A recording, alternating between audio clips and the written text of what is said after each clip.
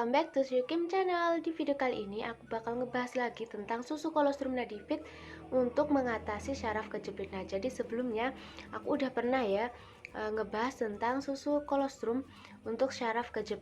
Tapi kemarin itu aku lupa buat nyebutin mereknya. Jadi mereknya itu adalah Nadifit ini.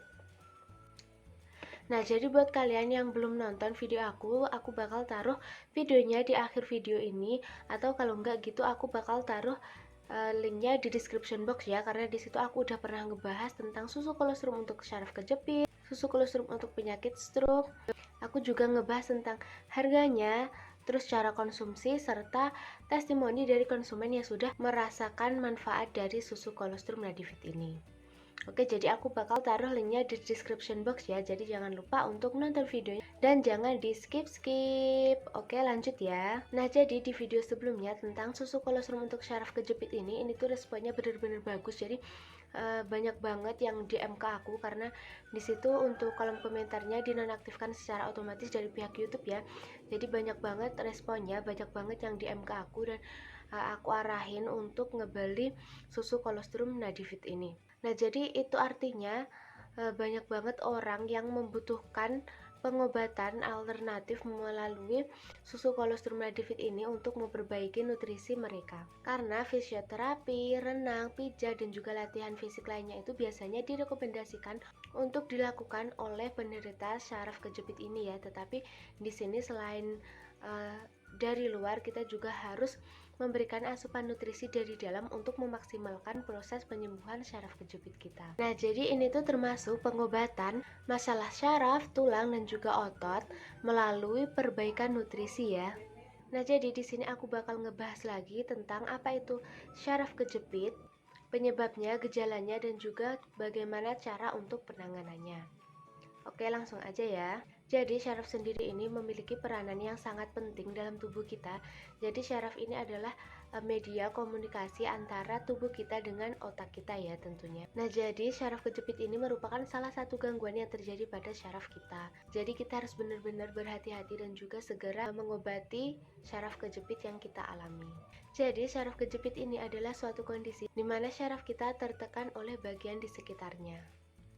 Jika syaraf kita terjepit, biasanya tubuh kita akan mengeluarkan sinyal berupa rasa nyeri. Nah, jadi jika kita sedang terkena syaraf terjepit, walaupun terkesan sepele, tapi kita tidak boleh mengabaikannya, karena jika kita mengabaikannya, kondisi tersebut tentunya pasti akan menjadi semakin memburuk. Kondisi ini biasanya terjadi ketika kita melakukan aktivitas berulang-ulang dan dalam jangka waktu yang cukup lama. Nah, jadi contohnya itu misalnya ketika siku kita tertekuk ketika kita tidur, dan itu tuh berulang-ulang kali ya. Jadi itu juga bisa menyebabkan salah satu penyebab dari syaraf kejepit ini. Nah, kalau aku sendiri dalam kondisi yang hamil seperti ini ya, itu biasanya ketika namanya orang tidur kan biasanya nggak sadar kalau kita sedang berbaring atau terlentang seperti itu ya.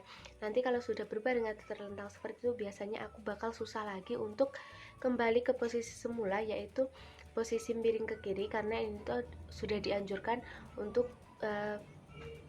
posisi tidurnya itu miring ke kiri ya. Jadi biasanya di pagi hari ketika aku ingin bangun tidur, aku biasanya meminta suamiku untuk ini ya, mengebantu buat memiringkan badan supaya kembali ke posisi yang semula. Karena kalau nggak gitu aku nggak bakal bisa bangun. Untuk penyebab syaraf kejepit ini sebenarnya juga ada banyak banget, tapi di sini aku bakal bahas beberapa aja ya. Jadi untuk yang nomor satu yaitu adalah terluka. Nah, jadi kadang ini tuh terjadi ketika kita mengalami kecelakaan yang tentunya tidak disengaja ya. Apalagi kalau kita sudah lanjut usia, biasanya kita akan mudah banget capek ya jika kita melakukan sedikit saja aktivitas, dan itu bisa menyebabkan kita terjatuh. Itu juga bisa menjadi salah satu penyebab dari syaraf kejepit ini. Untuk poin yang kedua yaitu postur tubuh yang tidak baik. Jadi tentunya ini juga bisa menambah tekanan pada syaraf kita dan juga pada tulang belakang. Nah, jadi contohnya seperti tadi ya, posisi tidur yang kurang baik dan kita lakukan secara berulang-ulang. Atau mungkin juga pekerja kantoran yang biasanya itu adalah duduk berjam-jam di depan komputer mereka. Apalagi sekarang ketika WFH seperti ini ya, mereka pasti akan lebih menghabiskan waktu mereka di depan komputer atau laptop mereka.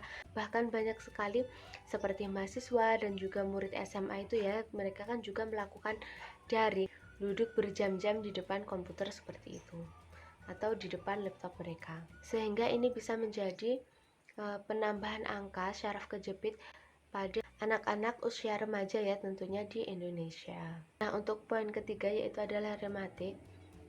Kalau rematik ini biasanya ini tuh cenderung kepada konsumsi makanan ya. Jadi kita harus memperhatikan benar-benar, kalau kita penderita rematik kita harus benar-benar memantau apa aja yang kita makan, karena yang kita konsumsi itu adalah biasanya penyebab dari penyakit rematik ini.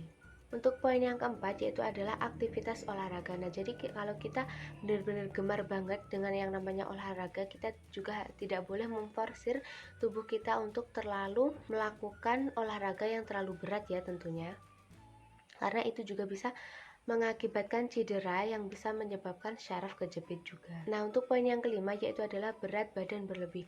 Dengan berat badan yang berlebih tentunya tekanan pada syaraf kita akan semakin tinggi ya dengan beban tubuh kita. Jadi sedikit saja kita melakukan aktivitas, kita akan mudah sekali merasakan capek. Nah, untuk gejalanya sendiri biasanya itu adalah mati rasa, kebas, kesemutan, rasa nyeri pada bagian syaraf yang terjepit, lemah otot, dan juga seperti ditusuk-tusuk jarum. Selanjutnya, untuk cara mengatasinya.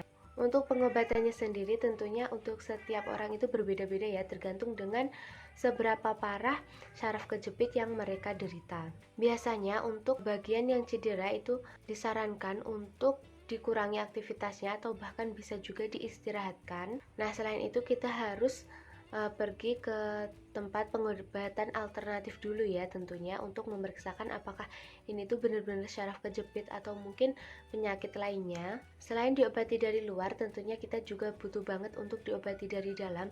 Nah, melihat antusias dari banyaknya orang yang DM ke aku, ini tuh aku juga menyarankan banget untuk mengkonsumsi susu kolostrum Nadifit ini, karena ini merupakan susu yang saat ini terlaris ya di pasaran.